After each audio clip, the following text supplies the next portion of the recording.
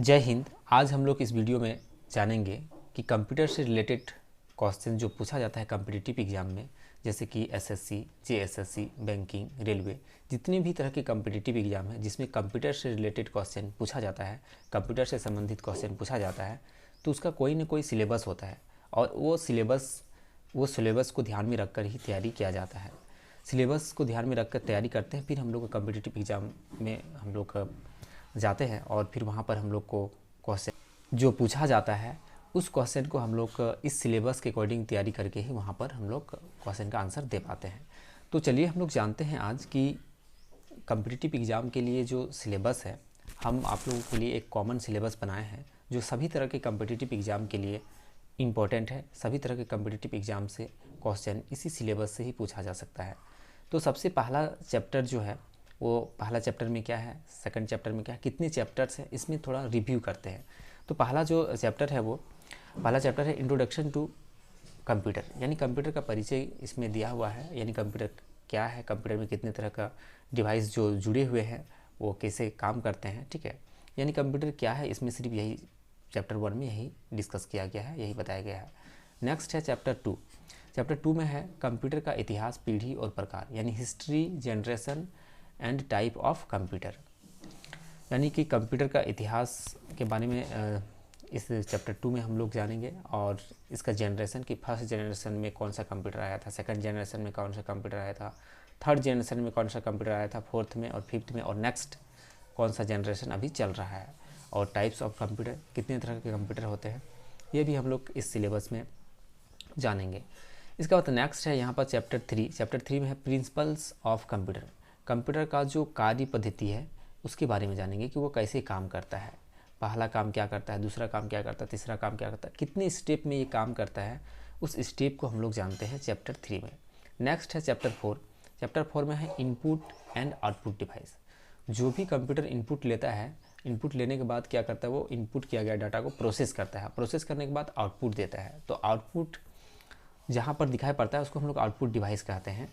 जैसे मॉनिटर जो आप स्क्रीन में देख रहे हैं, जो भी चीज़ हम आपको दिखा रहे हैं, ये तो आउटपुट डिवाइस की मदद से ही देख पा रहे हैं आप। तो इनपुट और आउटपुट डिवाइस के बारे में चैप्टर 4 में बताया गया है और काफ़ी बेहतरीन तरीके से आप इसमें जान पाएंगे कि चैप्टर 4 में इनपुट डिवाइस क्या होता है, आउटपुट डिवाइस क्या होता है। चैप्टर जैसे कंप्लीट होता है तो फिर आपको एक टेस्ट भी मिलेगा, टेस्ट भी आप कंप्लीट करेंगे इसी टॉपिक से। इसका नेक्स्ट हम लोग देखते हैं चैप्टर 5। चैप्टर 5 में क्या है, मेमोरी, यानी कंप्यूटर मेमोरी। कंप्यूटर मेमोरी यानी कि हम लोग को खड़े होने के लिए, अगर हम लोग ज़मीन में कहीं खड़े हैं या बैठे हुए हैं या कुर्सी में बैठे हुए हैं, जो आप बैठ कर जो ये वीडियो देख रहे हैं, तो कोई ना कोई जगह चाहिए हम लोग को बैठने के लिए, कोई ना कोई जगह चाहिए और बिना जगह का हम लोग बैठ नहीं सकते, खड़े नहीं हो सकते। उसी तरह कंप्यूटर में जो भी चीज़ आप देख रहे हैं, गाना, वीडियो, फ़ोटो, डॉक्यूमेंट, जो भी आप देख रहे हैं अपने मोबाइल डिवाइस में या कंप्यूटर में, तो वहाँ पर भी एक जगह का ज़रूरत होता है गाना, वीडियो, फ़ोटो और डॉक्यूमेंट को रुकने के लिए। उसी जगह को हम लोग कहते हैं मेमोरी। यानी मेमोरी क्या है, एक ऐसा जगह जहाँ पर सभी तरह के डिजिटल डॉक्यूमेंट यानी डाटा को रखा जा सकता है। इसका बाद नेक्स्ट है चैप्टर 6। चैप्टर 6 में है नंबर सिस्टम। नंबर सिस्टम आप लोग जानते ही हैं, नंबर सिस्टम क्या होता है कि number system binary number system, यानी binary number system, octal number system, decimal number system, hexadecimal number system. Number system संख्या पद्धति जिसको हिंदी में कहते हैं।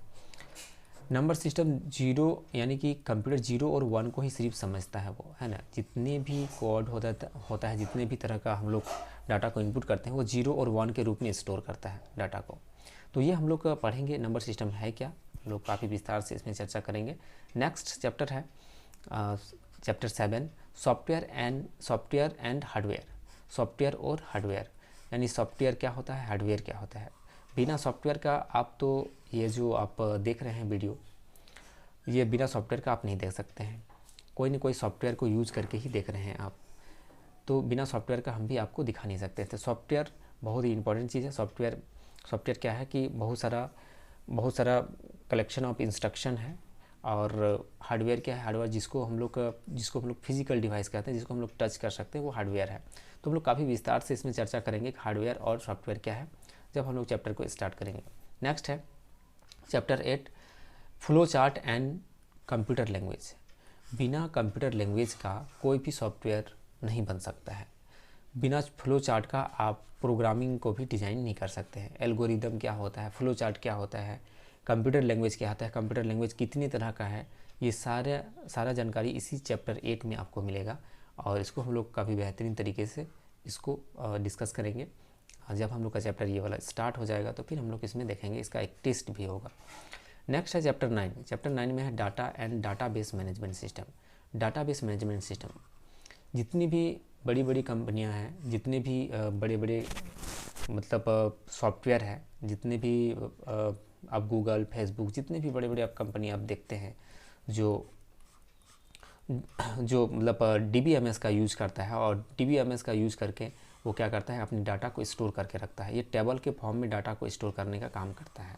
डाटाबेस मैनेजमेंट सिस्टम यानी जिसमें लार्ज अमाउंट ऑफ डाटा, यानी बहुत सारा डाटा एक ऑर्गेनाइज्ड तरीके से रखा हुआ हो इकट्ठा करके, उसको हम लोग DBMS कहते हैं, database management system. Database management system एक सॉफ्टवेयर है जिसमें बहुत लार्ज अमाउंट ऑफ डाटा को हम लोग स्टोर करके रख सकते हैं। तो इसमें और विस्तार से हम लोग चर्चा करेंगे, ठीक है, जब हम लोग का चैप्टर स्टार्ट होगा। तो इसके बाद नेक्स्ट है चैप्टर 10, यानी चैप्टर 10 पार्ट 10 है, ये कंप्यूटर नेटवर्क है। कंप्यूटर नेटवर्क बहुत ही इंपॉर्टेंट चीज़ है, और बिना कंप्यूटर नेटवर्क का हम लोग एक दूसरे से कनेक्ट भी नहीं हो पाते। बिना कंप्यूटर नेटवर्क का आप ये वीडियो भी नहीं देख पाते अगर नेटवर्क नहीं रहता तो नेटवर्क कितनी तरह के होते हैं, और नेटवर्क किस तरह से उसका कनेक्शन इस्टेब्लिश किया जाता है, किस तरह से कनेक्शन उसका स्थापित होता है, और वायरलेस तरीके से, और वायर का भी कौन कौन सा वायर को यूज़ करके भी नेटवर्क को कनेक्ट किया जाता है, ये सारा मतलब इन सारी चीज़ों के बारे में हम लोग डिस्कस करेंगे नेटवर्क वाले चैप्टर में। इसके बाद नेक्स्ट है यहाँ पर चैप्टर 11, इंटरनेट। आज के डेट में इंटरनेट बहुत ही इंपॉर्टेंट चीज़ है, और बिना इंटरनेट का तो आप सोच भी नहीं सकते, बहुत सारा काम रुक जाएगा, बहुत सारा काम पॉसिबल ही नहीं है, हो ही नहीं पाएगा। तो इंटरनेट बहुत ज़रूरी है। और इंटरनेट क्या है, इसका नाम से ही पता चलता है, इंटरनेट यानी इंटरनेशनल नेटवर्क, यानी जो पूरी दुनिया को जोड़ने का काम करता हो वही इंटरनेट है। और इंटरनेट कैसे चलता है, इंटरनेट का कनेक्शन कैसे इस्टेब्लिश किया जाता है, ये सारी चीज़ इसमें डिस्कस करेंगे, इसके इंटरनेट के बारे में चैप्टर, इंटरनेट वाले चैप्टर में। इसके बाद नेक्स्ट है डाटा प्रोटेक्शन। डाटा प्रोटेक्शन क्या होता है कि डाटा को कैसे प्रोटेक्ट किया जा सकता है, वो कितनी तरीके से डाटा को प्रोटेक्ट किया जा सकता है। हर कोई अपनी डाटा को अपने मोबाइल में पासवर्ड लगा के रखे होंगे, अपने ड्राइव में पासवर्ड लगा के रखे होंगे, ताकि कोई डाटा को आपका एक्सेस नहीं कर पाए। तो वो कितनी तरह का डाटा प्रोटेक्शन मतलब प्रोटेक्ट करने का तरीका हो सकता है डाटा को, इस चैप्टर में हम लोग जानेंगे। नेक्स्ट है मल्टीमीडिया, जिसको मल्टीमीडिया को यूज़ करके हम लोग किसी भी फ़ोटो को एडिट कर सकते हैं, कई भी तरह का एनिमेशन बना सकते हैं, कई तरह का वीडियो को एडिटिंग कर सकते हैं, कई तरह का डॉक्यूमेंट को भी अलग तरीके से हम लोग डिज़ाइन कर सकते हैं, किसी भी तरह का कार्ड को डिज़ाइन कर सकते हैं इस मल्टीमीडिया को यूज़ करके। तो मल्टीमीडिया है क्या, इसमें भी हम लोग काफ़ी विस्तार से चर्चा करेंगे। नेक्स्ट है चैप्टर 14, जिसको हम लोग माइक्रोसॉफ्ट विंडोज़, ये भी बहुत ही फेमस सॉफ्टवेयर है। लगभग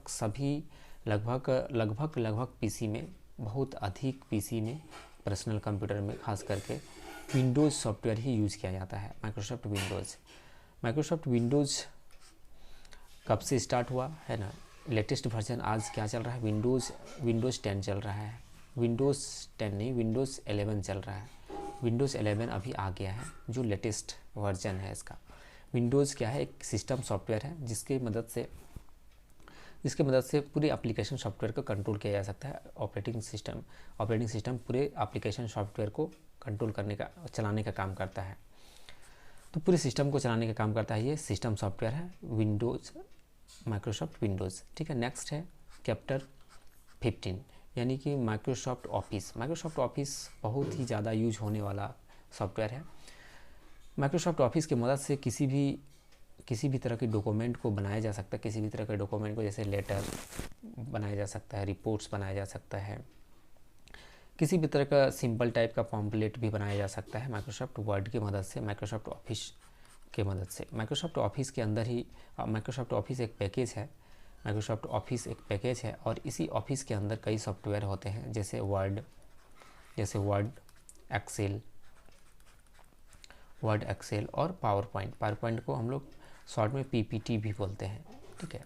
तो इस तरह से ये सॉफ्टवेयर होता है। इसी सॉफ्टवेयर के बारे में हम लोग जानेंगे, ये सॉफ्टवेयर कैसे काम करता है, इसका यूज़ कहाँ होता है, और पहला जो वर्जन था वो उसका वो कब रिलीज हुआ था, इसके बारे में हम लोग जानेंगे। MS एक्सेल, पावर पॉइंट, ये सारा चीज़। तो ये चैप्टर 16 तक है, और ये चैप्टर 16 अगर आप कम्प्लीटली अच्छी तरह से आप पढ़ाई करते हैं, अच्छी तरह से इसको कंप्लीट कर लेते हैं, तो जितने भी तरह के कम्पिटिटिव एग्ज़ाम है, सभी कम्पिटिटिव एग्ज़ाम में पूछे जाने वाले क्वेश्चन को आप आंसर दे पाएंगे, इजीली आंसर दे पाएंगे। और एक मिक्स क्वेश्चन भी होगा जिसको मेगा टेस्ट हम लोग कहते हैं, मेगा टेस्ट भी होगा, जिसमें हम लोग पूरी तरह से क्वेश्चन का आंसर हम लोग करेंगे।